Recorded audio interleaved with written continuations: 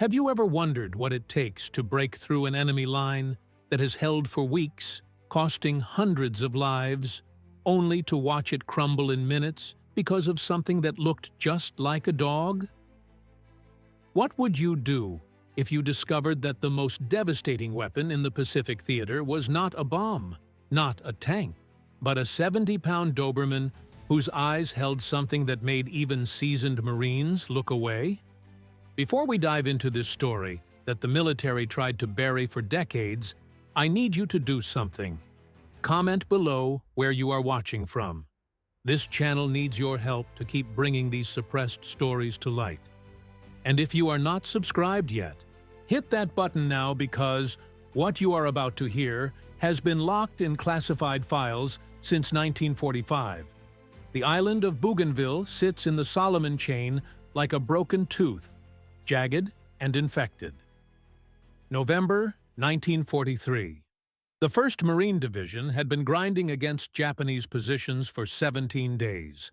The jungle was not just terrain, it was a living thing that swallowed sound, twisted direction, and turned every shadow into a possible ambush. Private First Class Marcus Webb had stopped sleeping after the 3rd night, not because of the artillery, not because of the screams, but because of the Doberman and K Company that sat outside the command post every night, staring into the tree line with its head tilted at an angle that did not look natural. The dog had arrived with Sergeant Raymond Howell 3 weeks before the invasion. Nobody knew where Howell had gotten it. The official Marine Corps War Dog program had started training in 1942. Mostly German Shepherds and Dobermans sourced from civilian donations across the states. But this dog, the one they called Kaiser, had not come through Camp Lejeune. It had not come through any official channels that anyone could verify. When questioned, Howell would only say he had found Kaiser in Jacksonville, North Carolina, outside a shuttered church with boarded windows and strange symbols carved into the doorframe. Kaiser did not behave like the other war dogs. The trained sentries would alert, bark, show aggression. Kaiser simply stared for hours. Its eyes were a shade lighter than normal Doberman eyes, almost amber, and they did not blink at the normal intervals. Private Webb had counted once during a guard shift, 47 seconds. That was how long Kaiser went without blinking. He had mentioned it to Corporal Davis, who told him to shut up and stop watching the damn dog. The Japanese line ran along a ridge called Hill 327. Intelligence reported approximately 200 entrenched soldiers with interlocking machine gun positions, mortars, and at least 3 Type 92 heavy machine guns. The Marines had tried twice to take it. 43 dead. 61 wounded. The 3rd attempt had been called off when an entire platoon got pinned down in a killing field and had to crawl back after nightfall, leaving 7 men behind. Their screams had lasted until dawn. Command needed that ridge. Beyond it lay the airfield that would turn Bougainville from a meaningless jungle rock into a strategic bombing platform that could hit Rabaul. But nobody wanted to order another frontal assault. That was when Sergeant Howell approached Lieutenant Colonel Matheson with a proposal that sounded insane. He wanted to send Kaiser up the ridge alone, at night, with a tactical pack. The meeting happened in a tent that smelled of mildew and cigarette smoke. Matheson was a tall man from Virginia, West Point graduate, decorated veteran of Guadalcanal. He had seen men die in every way combat could devise. But the way Howell described Kaiser's capabilities made him uncomfortable in a way that combat never had. Howell explained that Kaiser could navigate the Japanese trenchworks, identify officer positions by scent differential in sweat composition, and mark targets with a chemical compound that would be visible only through specialized optics. When Matheson asked where a Marine sergeant had obtained such training methodologies, Howell produced a folder with documents that had too many redacted sections and signatures from departments that Matheson had never heard of. What convinced Matheson was not the documents. It was watching Kaiser during the briefing. The dog sat perfectly still for 38 minutes while Howell talked. It never looked at Howell, never looked at Matheson. It stared at the map of Hill 327 spread across the folding table, and its eyes moved across the topographical lines as if reading them. When Howell pointed to the Japanese command bunker position, Kaiser's ears shifted forward. Just slightly.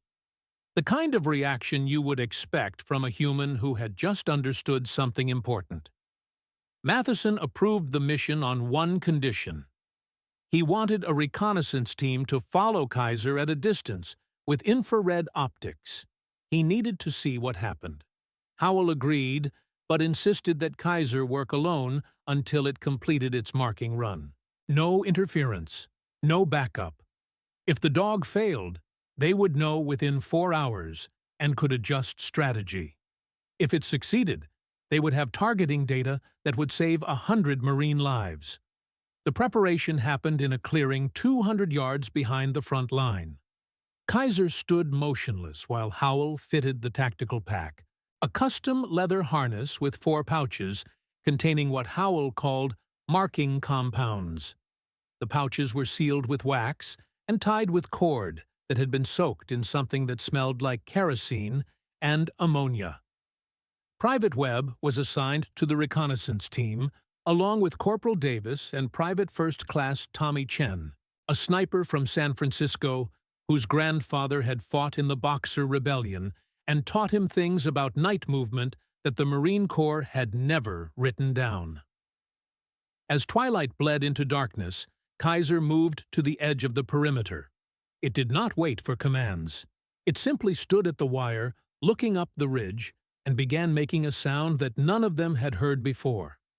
Not a growl, not a whine. Something between a hum and a vibration that you felt in your sternum more than heard with your ears. Howell checked his watch. 9:47, post-meridium. He looked at Kaiser and said 3 words. Find the wolves.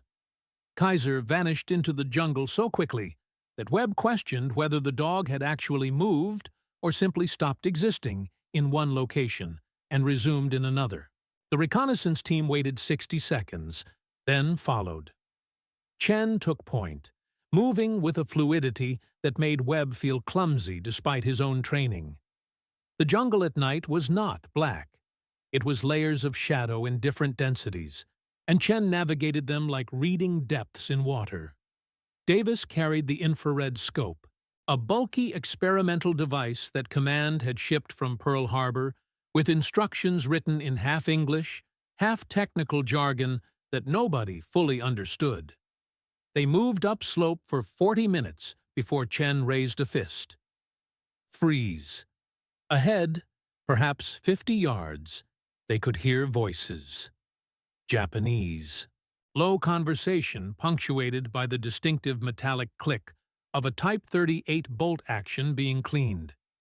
Webb's heart hammered so hard he was certain the enemy would hear it.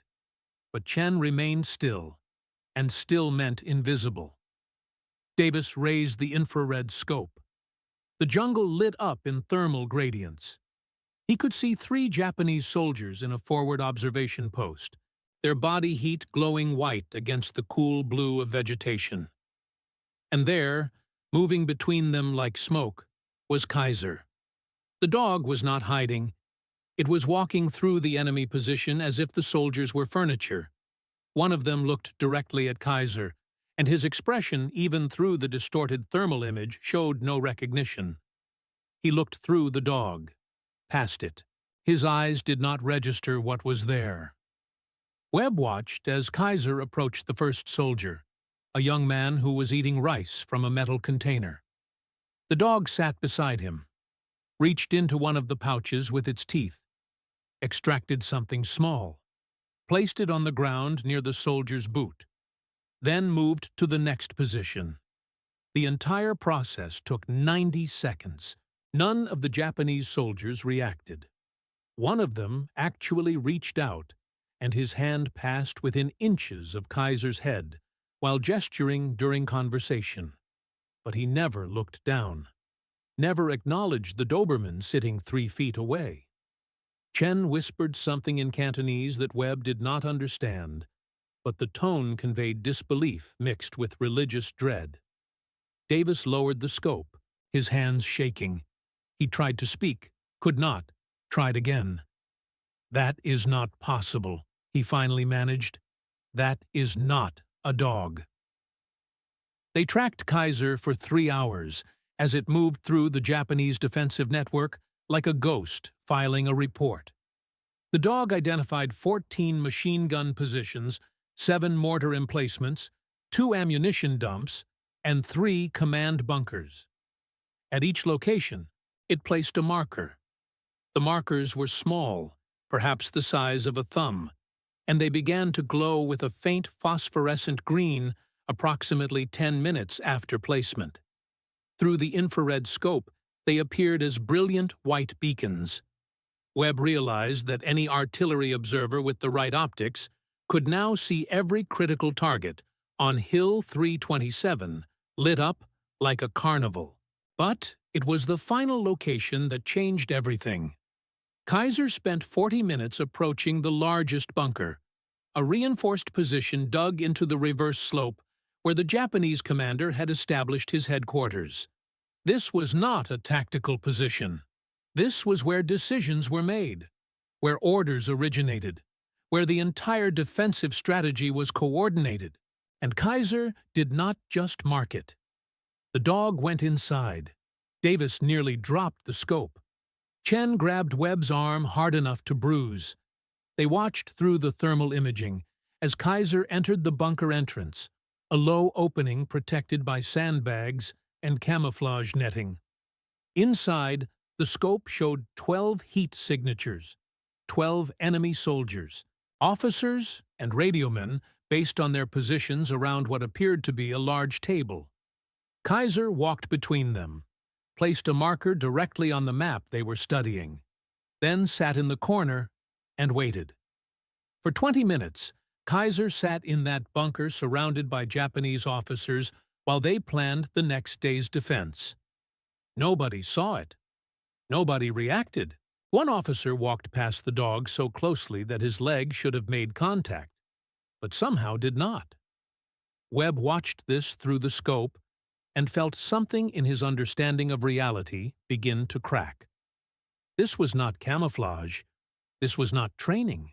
This was something else. Something that made the jungle feel suddenly colder and more hostile than any enemy. When Kaiser finally emerged from the bunker, it did not return the way it had come. Instead, the dog moved laterally along the ridge, descending toward a sector that intelligence had marked as lightly defended. As the reconnaissance team followed, trying to maintain line of sight, they discovered why that sector appeared lightly defended. It was not defended at all. It was a cemetery. The smell hit them first. Decomposition in tropical heat creates a specific odor that gets into your sinuses and stays there. But this was wrong. The smell was too sweet, too chemical, like formaldehyde mixed with flowers. Chen stopped moving. His face had gone pale even in the darkness. He pointed.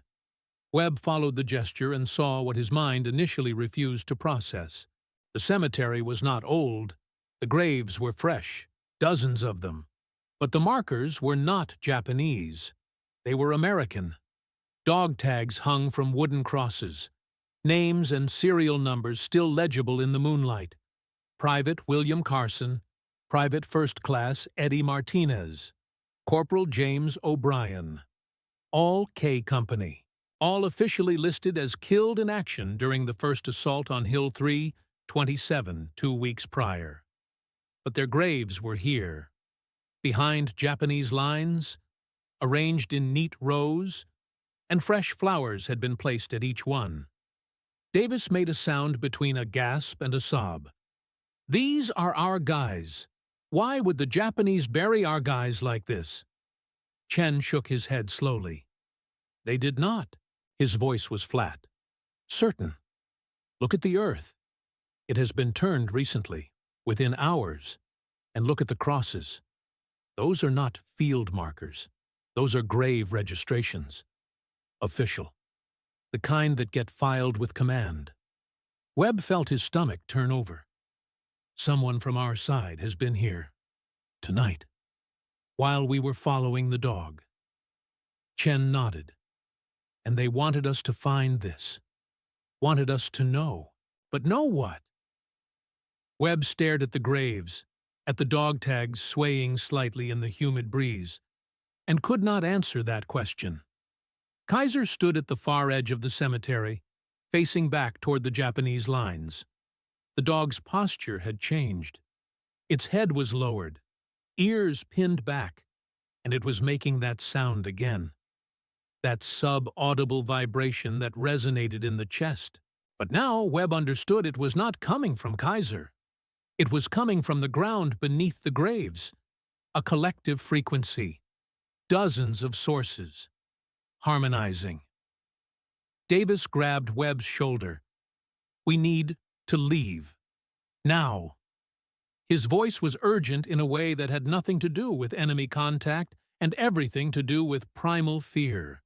But Chen was moving forward, toward Kaiser, toward the graves. His sniper training had taught him to investigate, to confirm, to understand the battlefield.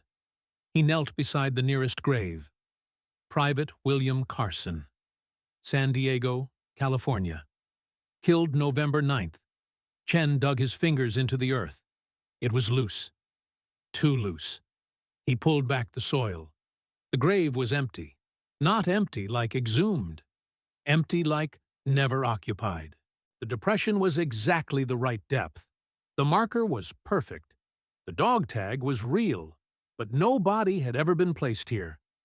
Chen moved to the next grave. Same result. The third, the fourth. Davis was backing away. Webb felt paralyzed. Kaiser remained motionless, head low, that frequency building in intensity until it felt like it would shake teeth loose. Then the radio in Davis's pack crackled. Howell's voice, flat, emotionless. RTB, return to base, immediate. Do not investigate further. Confirm. Davis fumbled for the handset. Confirmed. Echo team returning.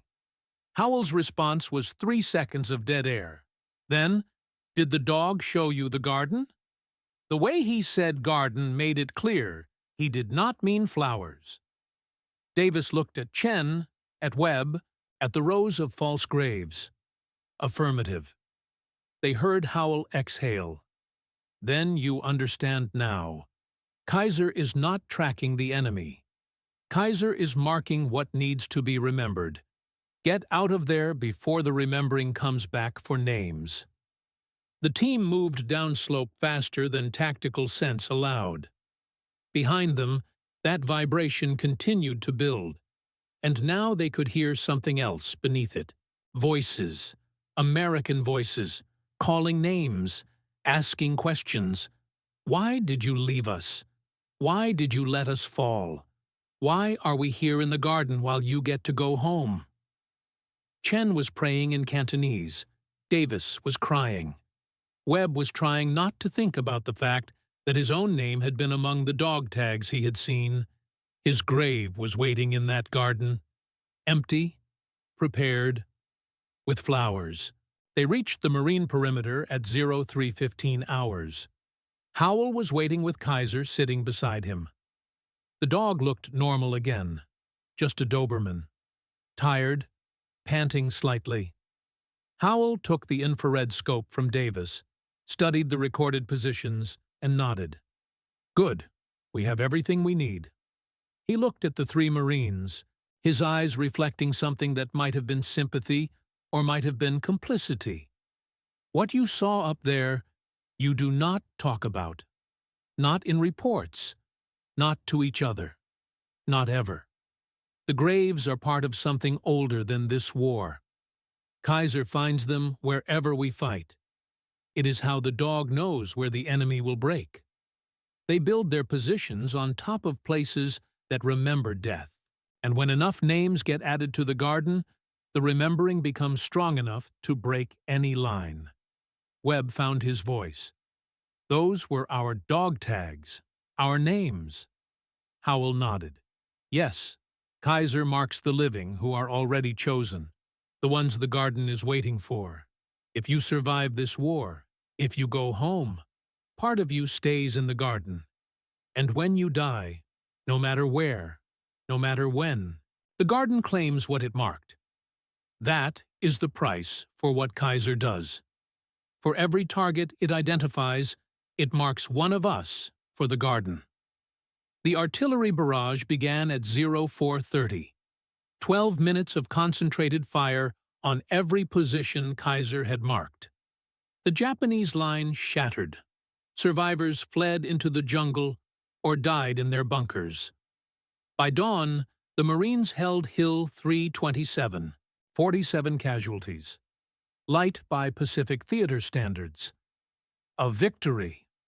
But K Company, when they swept through the ruins of the Japanese command bunker, found something that was not included in any after-action report. The map on the command table had been marked, not by Kaiser's phosphorescent compounds, by something else. Names, American names, written in English, in handwriting that matched the grave markers, and at the center of the map, directly over the bunker location, was a paw print, pressed into the paper so deeply it had torn through to the wood beneath. Sergeant Howell collected that map personally. He burned it in a metal drum behind the command post while Kaiser watched. Then he looked at Webb and said something that would replay in Webb's mind for the next 60 years. The dog is not ours. We do not own Kaiser. We do not control Kaiser. We just point it at what needs to be broken, and it shows us the price. Every command that has used Kaiser has won their objectives, and every command has lost something they cannot explain. Men who survive the war but die young. Families that end bloodlines. Units that are disbanded and their records sealed. The garden grows, and Kaiser tends it. The official record states that Sergeant Raymond Howell and his war dog Kaiser participated in 7 major campaigns in the Pacific. Bougainville, Guam, Peleliu, Iwo Jima. Each time, Kaiser marked positions with uncanny accuracy. Each time, casualties were lighter than projected. Each time, Marines reported finding graves behind enemy lines that should not have existed. The War Dog program was quietly restructured after the war. Most records were classified or destroyed.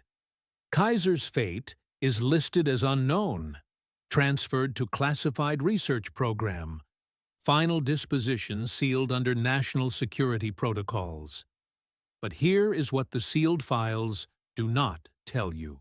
Kaiser was seen again, multiple times: Korea, Vietnam, Beirut, Fallujah. Always a Doberman, always with amber eyes that do not blink at normal intervals, always with a handler who has too many redactions in their service record, and always, after the dog appears, soldiers report finding the garden. Empty graves with their names. Waiting. Private First Class. Marcus Webb survived the war. He returned to his home in Meridian, Mississippi. Married, had 3 children, worked for the railroad for 37 years. He never spoke about Bougainville except once, to his grandson, 3 days before he died. He told him about Kaiser, about the garden, about seeing his own grave waiting with flowers, and he said that he could feel it still, all those years later. The vibration, the frequency, the remembering. He said that every veteran of K Company who had followed Kaiser that night had died before their 60th birthday. All of them. Different causes, different states, but none of them made it to 60. And when each one died, military personnel arrived to handle the arrangements. Not regular mortuary affairs, special units, with paperwork that family members were not allowed to see. Webb's grandson asked if his grandfather was afraid. Webb looked at him with eyes that had seen too much and said, "I died on that ridge in 1943. I just did not stop walking yet. The garden has my name. It has been waiting 70 years. And when I close my eyes tonight, I will see the dog again, sitting, watching, waiting to mark the next one." Marcus Webb died that night, peacefully, in his sleep. But the funeral director in Meridian reported something unusual to the family. When they went to collect the body, there were muddy paw prints on the bedroom floor. Large prints, like from a big dog. The window was locked from the inside. No pets in the house. No explanation. The funeral director cleaned them up and said nothing officially. But he told his wife that the mud smelled wrong. Sweet. Chemical. Like formaldehyde mixed with flowers. The Department of Defense maintains a facility in Virginia that does not appear on any map. It is not Langley. It is not Quantico. It is not Pentagon adjacent. The facility exists in a jurisdictional gray zone, funded through budget line items that trace back to appropriations committees that have not met since 1953. Inside that facility is a room. Inside that room is a filing cabinet. Inside that cabinet is a folder marked Kaiser Protocol, and it contains documentation that explains why certain military operations succeed against impossible odds, and why certain veterans die young with expressions of recognition frozen on their faces. The folder was started by Colonel Theodore Ashford, Army Intelligence, who first encountered Kaiser in 1944 during the liberation of Guam. Ashford was not a superstitious man. He had been a professor of history at Yale before the war, specialized in medieval warfare and siege tactics. He understood logistics, strategy, mathematics of attrition. But what he witnessed on Guam defied every framework his education had provided. The Marines had been stalled outside Agana for 6 days. Japanese forces had fortified the town with a defensive network that intelligence estimated would take 3 weeks and 2,000 casualties to crack. Then Sergeant Howell arrived with Kaiser. Ashford was embedded with the command staff to observe tactical innovations, write reports for the War Department on combat effectiveness of specialized units. He expected to document the use of war dogs for scouting and detection. What he documented instead would get him reassigned to the Classified Research Division for the rest of his career. Kaiser cleared Agana in 1 night. The Marines followed the dog's markers and took the town in 14 hours with 93 casualties. Light losses. A stunning success, but Ashford noticed something that the combat commanders missed because they were focused on the tactical victory. The Japanese had not retreated. They had not fought to the death. They had simply stopped existing. Positions that should have been defended were found abandoned with weapons still in place, food still warm, but no bodies. No blood. No evidence of withdrawal. Just absence. Ashford interviewed 37 Marines who participated in the assault. 22 of them reported the same hallucination. They had seen the Japanese soldiers, seen them in their positions. But when they approached, the enemy would flicker, like bad film projection, like they were not entirely present. One corporal from Alabama described it as watching men who were standing in 2 places at once, and when we got close enough, they just chose the other place. Ashford included these testimonies in his initial report. His commanding officer read it, went pale, and told him the report would be sealed, and Ashford would be transferred to a special research unit effective immediately.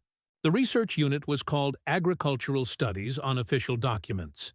It had nothing to do with agriculture. It was staffed by men who had seen things in the war that could not be explained through conventional intelligence analysis. Ashford met a Navy chaplain who had witnessed an entire Japanese submarine crew vanish while their vessel remained intact and operational. He met an Army Air Corps navigator who had watched a bombing run where the ordnance passed through a German factory without detonating. But the factory collapsed anyway, and survivors reported that the building had been empty for weeks, even though they had been working there hours before. And he met a marine handler named Phelps, who had worked with Kaiser before Howell, back when the dog had a different designation and answered to a different name. Phelps was from Montana, a man who had grown up in mining country where the earth was old and the tunnels went deeper than any official survey showed. He told Ashford that Kaiser had been found, not trained. Found in a place that should not have existed. A mission in '42, before Pearl Harbor even, back when the war was still something happening to other people in distant places. Phelps had been part of a team investigating unusual seismic activity near an abandoned mining town called Disappointment, Montana. Population 0 as of 1897. The town had been evacuated suddenly. Records indicated a gas leak, but Phelps said the geology was wrong for natural gas. The military team had been sent because the seismic readings showed patterns that matched weapons testing, and someone in Washington was concerned about sabotage or secret Axis installations. What they found instead was a crater, not from an explosion, from collapse. The earth had opened and swallowed the center of town, and at the bottom of that crater was a door. The door was metal, alloy that later analysis could not identify. Not iron, not steel, something that absorbed light and reflected sound in ways that made instruments malfunction. There were markings on the door, not English, not any language the team recognized, but they could read them anyway, understand them, as if the symbols bypassed language and wrote meaning directly into their minds. The markings said, garden, tended, waiting. Phelps said they should have left, should have filled the crater and classified the location and walked away. But the military does not walk away from doors. They opened it. Inside was a tunnel that descended at a precise angle, 45 degrees, lined with the same strange metal. The tunnel was cold despite the summer heat. Cold enough that their breath misted. Cold enough that ice formed on their equipment. They descended for what felt like hours, but their watches showed only 20 minutes. And at the bottom, they found the chamber. The chamber was vast. Larger than the town above. Larger than seemed physically possible given the dimensions of the crater. And it was filled with graves. Thousands of them, arranged in concentric circles around a central platform. Each grave was marked with a name, a date, and a location. But the dates were wrong. Future dates. Dates that had not happened yet. And the names were familiar. Phelps saw his own name, saw the names of men in his unit, saw dates scattered across decades. Some in the 1940s, some in the 1980s, one as far out as 2037. On the central platform was a statue, a dog, life-size, perfect detail, made from the same unidentifiable metal as the door and tunnel. Its eyes were open, amber-colored, and they moved, tracked the team as they approached. Phelps said the statue was breathing, slow, measured, once every 47 seconds, the same interval he would later recognize in Kaiser. The team's commanding officer, a captain whose name was redacted from every file, approached the statue, touched it, and the statue moved, not mechanically, fluidly. It stepped down from the platform, stretched like it had been sleeping, and looked at each man in turn. Then it walked to the nearest grave. The grave with Phelps's name. The statue sat beside it, placed one paw on the marker, and that name vanished from the stone. A moment later, it reappeared on a different grave. Different date, 50 years later. Phelps understood immediately. The dog was offering a trade. Service for time. Fight for us, and your death gets moved. Not prevented, moved. The captain accepted the terms without consulting the team. He said the words that Phelps could still recite decades later. "We have a war to win, and you know where the enemy will break." The statue's eyes brightened. It walked to the captain, sat before him, and became flesh. Became Kaiser. The transformation was instantaneous. Metal to muscle, stone to breath, and the chamber began to collapse. The team ran, climbed the tunnel while the walls compressed behind them. They emerged to find the crater filling itself, earth flowing upward in defiance of physics, sealing the door, erasing evidence. Within minutes, the landscape looked undisturbed. Natural. The town of disappointment remained vanished, but now there was no crater, no door, no proof, just Phelps and 4 other survivors standing in a field with a Doberman that should not exist. The captain wrote his report. It was classified immediately. He was promoted to major and assigned to the Pacific Theater with Kaiser. Phelps never saw him again. Later heard the major had died in Saipan, killed by friendly fire. Single shot to the back of the head. Accidental discharge during a firefight. The kind of accident that everyone knows is not an accident, but nobody investigates. Phelps inherited Kaiser. Learned quickly that the dog did not follow commands. It followed purpose. And its purpose was tending the garden. Ashford listened to this story in a basement office in Virginia, while rain hammered against high windows. He asked Phelps the obvious question. If Kaiser trades time, if it moves death dates, what happens to the years between? Where does that time go? Phelps smiled, but there was no humor in it. The garden is not just graves. It is everything that does not happen. Every moment that gets traded away. Kaiser marks you, and part of your life becomes hypothetical, becomes the life you would have lived if you had not made the trade. And those hypothetical years, they feed the garden. They become the soil that grows the next harvest. The implications were staggering. Kaiser was not predicting enemy positions.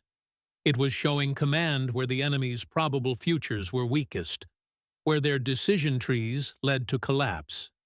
And by marking those positions, by having Marines attack exactly there, Kaiser was pruning reality, cutting away possibilities, leaving only the outcome where the Marines won. But the price was paid in hypothetical time, in the years that soldiers traded without knowing, in the lives they could have lived, but now never would. Ashford spent the rest of the war compiling evidence. He interviewed handlers, tracked casualties, mapped the correlation between Kaiser operations and veteran mortality rates. The data was clear. Units that fought with Kaiser won consistently and died young. Not in combat. After. In the decades following discharge, heart attacks, car accidents, suicides, cancer clusters. The average lifespan of a Kaiser veteran was 54 years. National average was 68. And every single one of them, when they died, had the same strange detail in the autopsy or death scene. Evidence of a dog, paw prints, fur, scratches. Even when they died alone in locked rooms. The folder grew. Ashford added reports from Korea where Kaiser appeared with a different handler, same results. Added reports from Vietnam where Kaiser worked with special forces in operations so classified that even Ashford's clearance could not access full details. But he could access casualty lists, could see the pattern repeat. Victory at the cost of future years. Success measured in traded time. In 1973, Ashford was diagnosed with terminal cancer. given 6 months. He spent those months writing a final report, a warning. He recommended that Kaiser be decommissioned, that the program, whatever classified designation it operated under, be shut down, that the cost was too high, that victory through pruned reality was not victory at all, but surrender to something older and hungrier than human warfare. His recommendation was denied. The program continued. Ashford died 4 months later, but before he died, he added one last entry to the folder, a personal account. He wrote that he had seen Kaiser, not in combat, not on duty, but in his hospital room. 3 in the morning. The dog had walked through a locked door, sat beside his bed, and placed one paw on his chest. Ashford felt something shift inside him. Not painful, just a reorientation, a sense of time bending. And then he understood. Kaiser had marked him too, not during the war, during the investigation. By studying Kaiser, by attempting to understand the garden, he had become part of it. His death was not cancer. His death was harvest. Ashford's last words, dictated to a nurse who thought he was delirious, were these: "The dog is not a weapon. The dog is a gardener, and we are the crop. Every soldier who fights beside it, every commander who points it at the enemy, every analyst who tries to understand it, we all become seeds. And when we die, we do not go home. We go into the ground. We become the soil that feeds the next war. The garden is not in Montana. The garden is not in the Pacific. The garden is wherever Kaiser walks, and it has been walking for longer than America has existed, longer than modern warfare. The door we found in disappointment was not the first door. It was just the door we were meant to find." The nurse wrote down these words, filed them with hospital records. The records were collected by men in uniforms without insignia 3 hours after Ashford died. The nurse was interviewed, signed a document, never spoke about it again. 30 years later, she would die in her sleep, and her daughter would find muddy paw prints leading from the front door to the bedroom, even though the house had been locked, and her mother had not owned a dog in decades. The folder remains in that facility in Virginia. It is still classified, still updated, because Kaiser is still active. The dog appears wherever American forces engage in combat that requires tactical advantage at any cost. Grenada, Panama, Desert Storm, Afghanistan, Iraq. Always the same description. Doberman, amber eyes, handler with redacted background, and always the same result. Victory, followed by gardens. Veterans find them, behind enemy positions, in places they should not exist. Graves with American names, graves with their names, empty but waiting. And the flowers are always fresh. Some veterans try to photograph the gardens. The cameras malfunction. Some try to document coordinates. The GPS shows impossible locations. Some try to tell their stories. They develop speech problems, aphasia, sudden inability to form words about specific memories. The garden protects itself. The garden wants to be forgotten until it is time to be remembered. There is a theory, whispered among the researchers who continue Ashford's work, that Kaiser is not the only one, that there are others. Different animals, different wars. A cat in the trenches of World War I that could predict artillery strikes. A raven in the Civil War that followed Sherman's march and marked targets with impossible accuracy. A wolf in the Revolutionary War that Valley Forge soldiers reported seeing but could never approach. All of them gardeners. All of them trading time for tactical advantage. All of them feeding something that exists beneath human conflict. Something that has learned to cultivate us. The researchers have a name for this theory. They call it Agricultural warfare. The idea that human combat is not just politics by other means, but farming by other means. That we are grown, harvested, and replanted in cycles that serve purposes we cannot comprehend. And the animals, the impossible animals that appear in every major conflict, they are not tools. They are cultivators, making sure the harvest is plentiful, making sure the soil stays rich, making sure that every generation produces enough probable futures to feed whatever is waiting beneath. If this theory is correct, then every war is a growing season.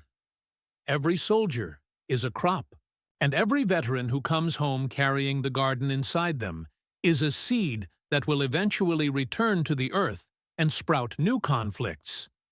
The cycle is self-perpetuating, endless, and we participate willingly because the alternative, losing the war, seems worse than trading away years we have not lived yet. We choose victory. We choose Kaiser. We choose the garden. But here is what keeps the researchers working late in that facility. Here is what appears in documents marked beyond top secret, requiring clearances that most generals do not have. The gardens are getting bigger. Each war produces more graves, more names, more flowers, and the intervals between wars are getting shorter, as if something is accelerating, as if the harvest schedule is ramping up, as if whatever is beneath is getting hungry. In 2019, a team of Marines in Afghanistan reported finding a garden behind a Taliban position. Standard pattern, American names, empty graves. But this time, something was different. The graves had dates, recent dates, and names of soldiers who were still alive, still serving. The graves were not waiting for them to die. The graves were ready now, as if the future and present had collapsed into each other, as if time itself was being harvested more efficiently. The report was classified. The Marines were reassigned. The location was hit with an airstrike that erased all evidence, but photographs leaked, blurry, taken on personal phones before confiscation. You can find them if you know where to look. In corners of the internet that get scrubbed regularly, in forums that get shut down, in hard drives that mysteriously corrupt. The photographs show the graves, show the names, and in the background, barely visible, you can see it. A dog, sitting, watching. Eyes that catch the light wrong. The final document in the Kaiser folder is not a report. It is a letter, handwritten, author unknown, found in the facility in 2023 after a security guard reported hearing scratching at a sealed archive door. The letter is addressed to whoever reads it next. It says, "You have found the folder. You know about Kaiser now. You know about the garden. And you are wondering if it is real, if any of this can be believed, or if it is disinformation, psychological warfare, stories told to break the minds of analysts who see too much classified material. I cannot tell you which it is, but I can tell you this. Tonight, before you sleep, listen. Really listen. Beneath the ambient noise, beneath the traffic and the wind and the mechanical hum of modern life. Can you hear it? That vibration, that frequency. It is not in the air. It is in the ground. It has always been there. And once you hear it, once you really tune in to that sub-audible rhythm, you will understand. The garden is not waiting.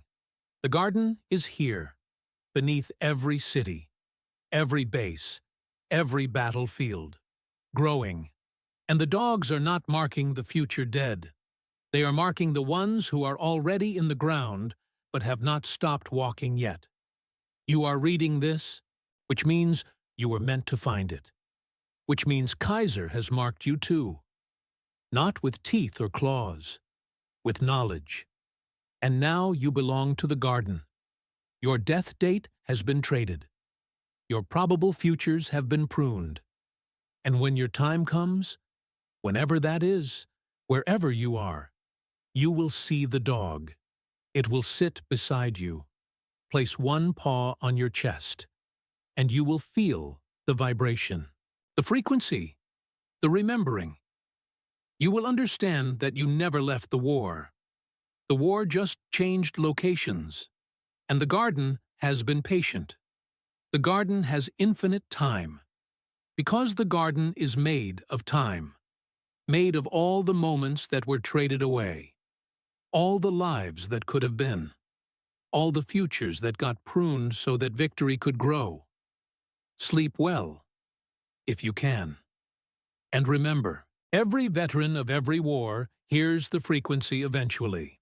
Some sooner, some later, but all of them, in the end, return to the garden, because that is the price, that is the trade, time for victory, future for present, life for mission accomplished. And the dog, faithful Kaiser, continues its work, marking, tending, harvesting, forever.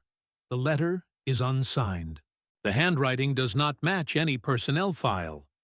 The paper is old, but carbon dating shows it is from 2023. An impossibility that fits the pattern perfectly. The facility remains operational. The folder remains classified. Kaiser remains active duty.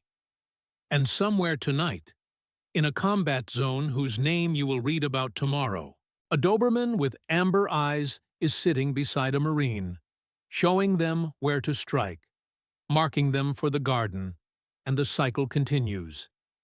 If you served, if you know someone who served, if you have ever wondered why veterans look different after they come home, why they seem to hear things nobody else can hear, why they die young staring at nothing with expressions of recognition, now you know. The garden grows, the dogs tend it, and we are the crop. That is the truth they do not teach in boot camp. That is the secret behind every unlikely victory. That is why some wars are won and some veterans are lost. Turn to Jesus Christ. Turn to God. Because if the garden is real, if Kaiser is real, if all of this is more than stories told by broken analysts in sealed facilities, then we need something older and stronger than military power. We need redemption that reaches deeper than the grave. We need grace that can break cycles. We need a shepherd who is greater than any gardener. And maybe, just maybe, that is the only way out of the garden. Not through victory, through salvation. The frequency continues, the vibration endures, and Kaiser is still walking.